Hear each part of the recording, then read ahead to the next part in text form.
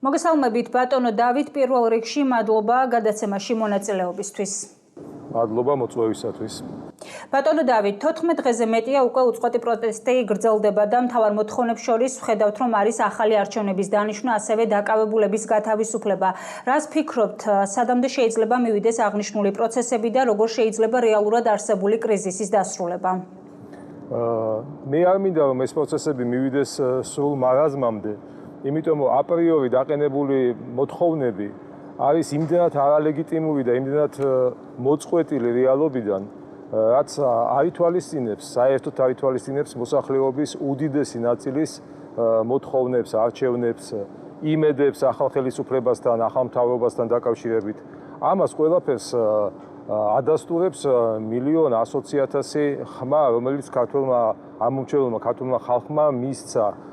კიდევ ერთხელ მისცა ქართულ ოცნებას და კიდევ ერთხელ მისცა მას საშუალება დაეკომპლექტებინა ახალი მთავრობა. ამას ნელ-ნელა ეგუება ევროპა, ნელ-ნელა ეგუება ევრობიუროკრატია. ამის ერთ-ერთი უკანასკნელი დასტური იყო საფრანგეთის პრეზიდენტის მაკრონის ზარი ქართული ოცნების საპატიო თავმჯდომარესთან, სადაც არანაირად არ იყო დასმული შეკითხვის დონეზეც კი, ვარაუდის დონეზეც კი ამ არჩევნების ლეგიტიმურობასთან დაკავშირებით, ან ვადამდელი არჩევნების საჭიროებასთან დაკავშირებით, საუბარი მიყვება მისი მზაობაზე მიეღო მონაწილეობა არსებული კრიზისის მშვიდობიანად განმუხტვის საქმეში. და განმუხტვა არის ერთადერთი ის 61 დეპუტატი, რომელსაც ასევე მისცა ნდობის მანდატი მისმა ამომრჩეველმა, აუცილებლად უნდა მიიღოს მონაწილეობა ქვეყნის აღმშენებლობაში. უნდა აიღოს ის მანდატი, სადეპუტატო შევიდეს საკანონმდებლო ორგანოში და მიიღოს მონაწილეობა ქვეყნის არან გრევაში, არამედ აღმშენებლობაში. მე დარწმუნებული ვარ, რომ მაკრონის ზარის ძირითადი პათოსი ზუსტად აქეთკენ იყო მიმართული. მე ასევე ვაცნობიერებ იმ რთულ მდგომარეობას, რომელშიც აღმოჩნდა ჩვენი ეგრეთ წოდებული ოპოზიცია, რომელმაც ერთის მხრივ თითქოს ყველა ხიდი აიფეთქა, ყველა ხიდი დაწვა იმისთვის, რომ ღირსების შენარჩუნებით შესულიყო პარლამენტში. და ეთყობა, როგორც ჩანს, მაკრონის ზარი დაჭირდა იმისთვის, რომ ბოლო-ბოლო დათანხმდეს დასავლეთის ევროპის ამ მოწოდებას, დათანხმდეს და აი ამ კომპრომისზე, ძალიან მძიმე კომპრომისზე, მათთვის ბჭყალებში ვამბობ ამას, კომპრომისის გზით შევიდეს პარლამენტში და დამთავრდეს ეს ყველაფერი, დამთავრდეს იმით, რასაც ხედავს უკვე ამ აქციებში მონაწილე მოაზროვნე ახალგაზრდობა. მე მინდა ხაზი გაუსვა ამას და გავყო წყალგამყოფი მათსა და რადიკალებს შორის. მოაზროვნე ახალგაზრდობა ნელ-ნელა უფიქრდება იმას, რას აპროტესტებენ. ეს არის მთავარი შეკითხვა. რას აპროტესტებენ? აპროტესტებენ იმას, რომ საქართველო აპირებს ღირსებით შევიდეს ევროკავშირში, ამას აპროტესტებს. აპროტესტებს მთავრობის ბოლო განცხადებას იმის შესახებ, რომ ის მზად არის ამერიკის შეერთებული შტატების ახალ ადმინისტრაციასთან ურთიერთობების გადატვირთვაზე წავიდეს, ოღონდ არა დეკლარაციების დონეზე, როგორც ეს აქამდე იყო, არაფრის მომცემი დეკლარაციების დონეზე, არამედ კონკრეტული მოქმედების გეგმა დაიწეროს ჩვენსა და ამერიკის შეერთებულ შტატებს შორის. ამ კონკრეტულ გეგმაში უნდა იყოს ყველა იმ საკითხის გადაწყვეტა, როგორიც არის თავისუფალი ვაჭრობა, უვიზო მიმოსვლა, ავიაფრენების აღდგენა ორ სტრატეგიულ პარტნიორს შორის და ამას აპროტესტებენ. აი საინტერესოა, შეიძლება ამ ყველაფერს აპროტესტებდნენ კრემლში, რომელსაც ძალიანაც არ უხარია საქართველოს არც ევროინტეგრაციის გზაზე წინსვლა და არც ამერიკის შეერთებულ შტატებთან ურთიერთობების დალაგება. მაგრამ როდესაც კრემლიც იგივე აპროტესტებს და რუსთაველზეც იგივეს აპროტესტებენ, შეკითხვა მარტივია, ჩელაბინსკში ჩვენ ვართ თუ ისინი არიან. აი ამას უნდა გაეცეს მკაფიო პასუხი და მე დარწმუნებული ვარ, რომ კიდევ ერთხელ ვამბობ, მოაზროვნე ახალგაზრდობა, რომელიც ფასეულია ჩვენთვის, რომლის სიცოცხლე, რომლის ენერგია, რომლის მუხტი, სამომავლო მუხტი ქვეყნისთვის აუცილებელია და შესანარჩუნებელია, რომ ისინიც კი მიხვდნენ ამ ყველაფერს. ეს ყველაფერი აისახება ამ 14 დღიანი უწყვეტი პროტესტების, თუნდაც რაოდენობრივი თვალსაზრისით, როდესაც მხოლოდ რადიკალები, მხოლოდ რაღაცა თავგადასავლის მაძიებლები გადარჩნენ რუსთაველზე და მე მგონი ნელ-ნელა ეს პროცესი აუცილებლად მივა თავისი გადაწყვეტის ორი შესაძლო ვარიანტისგან. პირველი, რომელიც მოგახსენეთ, ხუმრობით მარაზმამდე მივლენ, ან მეორე, როდესაც მიეცემათ მათ მკაფიო გზავნილი და ბრძანება ქუჩიდან გადაინაცვლონ საკონსტიტუციო საკანონმდებლო კალაპოტში. თქვენი ერთ-ერთი Facebook პოსტის თანახმად ვციტირებ თქვენს სიტყვებს, რადიკალების სისხლის სუნზე არიან დაგეშილები. არც ორი გვამი მინდა გაუქმებია ვინმეს მათი რიგებიდან. ერთიც რომ იყოს, ამაზეც თანახმა არიან და ამისთვის ემზადებიან. რომ განუმარტოთ ჩვენს მაყურებელსა და მსმენელს ამ განცხადების შინაარსი და ზოგადად რას ფიქრობთ, რისთვის ემზადება ოპოზიცია? სამწუხარო ტერმინი ორი გვამი მინდა, ხო, ეს არის სამწუხარო ტერმინი საქართველოს უახლოეს ისტორიაში და ჩვენ ძალიან კარგად ვიცით, რომელი რეჟიმის დროს აღმოცენდა და ვინ არის მისი ავტორი, ხო? ჩვენ ძალიან კარგად გვახსოვს საწყალი ნაცემი ხასუსვა ოპერატორი, რომლის სიკვდილს აქციაზე ელოდებოდნენ რამდენიმე წლის წინ, მაგრამ რომელიც ზედოზირებით გარდაიცვალა, მაგრამ ესეც კი იყო მცდელობა, რომ აი ეს სიკვდილეს უბედური შემთხვევაც რაღაცა რიტუალური და საკრალური მსხვერპლის დონეზე აიყვანათ აი ამ რადიკალ ოპოზიციონერებს. ჩვენ ძალიან კარგად გვახსოვს, რითი დაიწყო შაბათი, გასული შაბათი დღე, როდესაც აბსოლუტურად არარსებულ ამბავზე ააგეს თავისი კიდევ ერთი მოლოდინი, ხო? მსხვერპლ შეწირვის, სისხლის, ორი ტრუპის, როდესაც ავარიაში გარდაცვლილი ერთ-ერთი ახალგაზრდა ქალის სიკვდილი დააბრალეს არარსებულ ამბავს, არარსებულ ნარატივს, თითქოს მან დაინახა ტელევიზიით, როგორც ცემდნენ მის არასრულწლოვან ქალიშვილს და ამან აიძულა სასწრაფოდ მისულიყო მიტინგზე და რა დროსაც მოყვა რაღაც უბედურ შემთხვევაში და გარდაიცვალა. ამან გამოიწვია თვითონ იმ გოგონას, მისი ქალიშვილის აღშფოთება, რომ გაანებეთ ჩემს ოჯახს თავი და გაანებეთ, სპეკულირებთ ადამიანების პირად ტრაგედიებზე. აქედან გამომდინარე, ჩვენ ვხედავთ მზაობას, ხო? ჩვენ არა მხოლოდ ვხედავთ ამ მზაობას, ჩვენ ამ მზაობას ვისმენთ. პირდაპირ ეთერში, როდესაც გამოდიან მათი წარმომადგენლები და პირდაპირ ეთერში იძახიან, კარგი იქნებოდა მსხვერპლით რომ დასრულებულიყო დღევანდელი აქცია. ჩვენ ამას ვისმენთ ფარული ჩანაწერების დონეზე, რომ კარგი იქნებოდა 1-2 მსხვერპლი, თორემ ჩვენ ამ მუხტს ვეღარ შევინარჩუნებთ. ჩვენ ხომ ბრმები არა ვართ და მყრუები არა ვართ, ჩვენ ამას ყველაფერს ვხედავთ. აქედან გამომდინარეა ზუსტად სუსის განცხადება, რომელიც მოუწოდებს და აფრთხილებს პრევენციის დონეზე მშობლებს, ბებიებს, ბაბუებს, თვითონ ამ ახალგაზრდებს. გახდებიან აი ძალიან მავნე უზურპატორების და მანიპულატორების ხელში უბრალოდ უმწეო მსხვერპლის როლს ითამაშებენ. ეს არის მთავარი, იმიტომ თითოეული ადამიანის სიკვდილი და ახალგაზრდა სიკვდილი ძალიან მტკივნეულია საქართველოსთვის.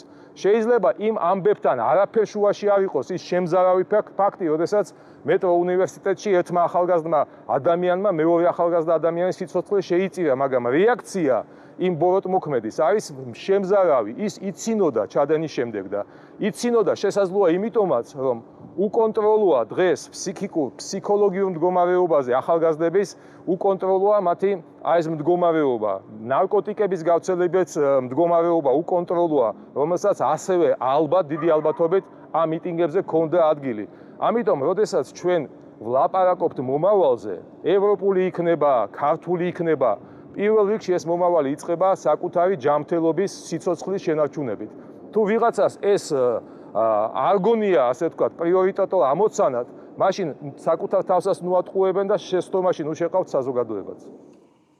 ამ დღეების განმავლობაში ჩვენ აქტიურად ვისმენთ კრიტიკას ჰერჩინსკის მისამართით. რას ფიქრობთ ბოჭორიშვილთან მის შეხვედრაზე და ჰერჩინსკის მისამართით არსებულ კრიტიკაზე, მათ შორის ზურაბიშვილისა და ევროპარლამენტარების მხრიდან? მე მინდა პირველ რიგში დიდი მადლობა გადაუხადო ჩვენს მთავრობას იმისთვის, რომ ძალიან ღირსეული კანდიდატურა შეარჩიეს უმძიმეს სიტუაციაში საქართველოს საგარეო საქმეთა მინისტრის პოსტზე. ჩვენ დავინახეთ, რომ ძალიან უმოკლეს ვადაში ქალბატონი მაკა მიიღო მონაწილეობა მალტაში მინისტერიალში, მიიღო მონაწილეობა შესაბამისად როგორც ლეგიტიმური მთავრობის ლეგიტიმურმა მინისტრმა და ამ კუთხით არანაირი შეკითხვები არ არსებობენ, ხომ? ასევე მას შეხვდა საქართველოში ევროკავშირის ელჩი ხერჩინსკი, რამაც გამოიწვია ხერჩინსკის გუშინდელი სიტუაციური მოკავშირეების მხრიდან მისი ბულინგი შეურაცხყოფა. მე ველოდები მოვიქ ტალღას ამ ბულინგის და შეურაცხყოფის საფრანგეთის პრეზიდენტის მაკრონის მისამართით, რომელმაც ასევე გაარღვიეს მოჯადოებული უსამართლობის წრე და ძალიან საქმიანი და ძალიან საჭირო კონტაქტი, კომუნიკაცია დაამყარა იმ ადამიანთან, რომელიც არის საქართველოს მმართველი პარტიის დამფუძნებელი, რომელიც არის მისი საპატიო თავმჯდომარე და ამ კუთხითაც არანაირი შეკითხვები თუ რატომ დაუკავშირდა მას და არა სხვას, წესით არ უნდა არსებობდეს.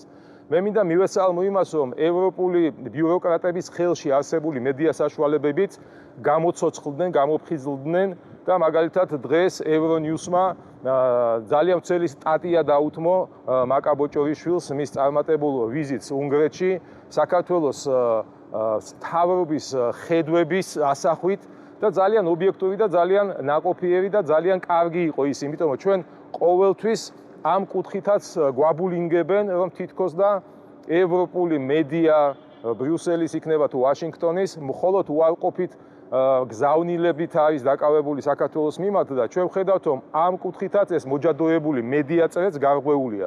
ამიტომ ყველაფერი იქნება იმაზე კარგად, ვიდრე ეს გონია ჩვენს მოწინააღმდეგებს და ჩვენს დაუძინებელ მეგობრებს. ბატონ დავით, დაუბრუნდეთ ისევ თქვენს Facebook პოსტებს, ერთ-ერთი სტატუსის თანახმად ამბობთ, რომ ყობახიძე, ორბანი, ტრამპი 20 იანვრის შემდეგ თავის სათქმელს იტყვის, რომ განუმარტოთ ჩვენს მაყურებელსა და მსმენელს რას გულისხმობთ და აქვე საინტერესოა, რომ ამერიკის პრეზიდენტის ინაუგურაცია იქნება 20 იანვარს და საინტერესოა თქვენი მოსაზრება და მოლოდინები და განწყობები, რა განწყობები გაქვთ ამ ყველაფერთან დაკავშირებით, ტრამპთან დაკავშირებით, რას ფიქრობთ, რისი მომტანი იქნება რეალურად მისი პრეზიდენტობა ჩვენი ქვეყნისთვის? ნუ არ არის არავისთვის ასე თქვა დასამალი და პირიქით გაღიზიანებას იწვევს ჩვენი დაუძინებელი მეგობრების მხრიდან, რომ დიახ საქართველოსთვის ევროკავშირში, ევროსაბჭოში, ზოგადად ევროპაში დღეს ასე თქვა სარკმელი და ფანჯარა და მისასვლელი კარი არის უნგრეთის პრემიერ-მინისტრი, რომელიც არც მალავს თავის დადებით დამოკიდებულებას ჩვენს ქვეყანასთან მიმართებით, ის იყო პირველი, რომელიც არჩევნების შემდეგ ეწვია საქართველოს და რა თქმა უნდა ლეგიტიმურად ცნობს ჩვენი არჩევნები და კიდევ ერთხელ ხაზი გაუსვა ორ ქვეყანას შორის მეგობრობას და სტრატეგიული პარტნიორობის აუცილებლობას. ამიტომ რა თქმა უნდა ორბანი როგორც საქართველოს დიდი მეგობარი იქნება ყოველთვის ირაკლი ყობახიძის დიდი მეგობარის და მისი ძირითადი პარტნიორი და ძირითადი ასე თქვათ მიკროფონი ევროპის სივრცეში. ასევე ტრამპისთვის, რომელიც მართალია ჯერ არ შეუდგა თავის მოვალეობების შესრულებას, მაგრამ ორბანი არაერთგზის იყო ჩასული ამერიკაში ზუსტად იგივე მისიით. დღეს ორბანი ტრამპისთვისაც წარმოადგენს იმ დახარვეზებული ევრობიუროკრატიის სივრცეში იმ რაღაც ნათელ წერტილს, რომელთანაც თანამშრომლობის და პარტნიორობის აგებით ის აპირებს ახალი დღის წესრიგი ჩამოუყალიბოს ევროკავშირს. და რა თქმა უნდა, ეს ჯაჭვი, ტრამპი, ორბანი, ყობახიძე, ამერიკის შეერთებული შტატები, უნგრეთი, საქართველო ძალიან მნიშვნელოვანია ზუსტად იმ ამოცანების გადასაწყვეტად, რასაც აანონსებს ჩვენი მთავრობა. ეს არის გადატვირთვა ჩვენი დახარვეზებული და ჩიხში შესული ურთიერთობების. კი ბატონო და ბოლოს აქვე საინტერესოა თქვენი როგორც თანაგუნდელის მოსაზრება ყაველაშვილის პრეზიდენტობასთან დაკავშირებით.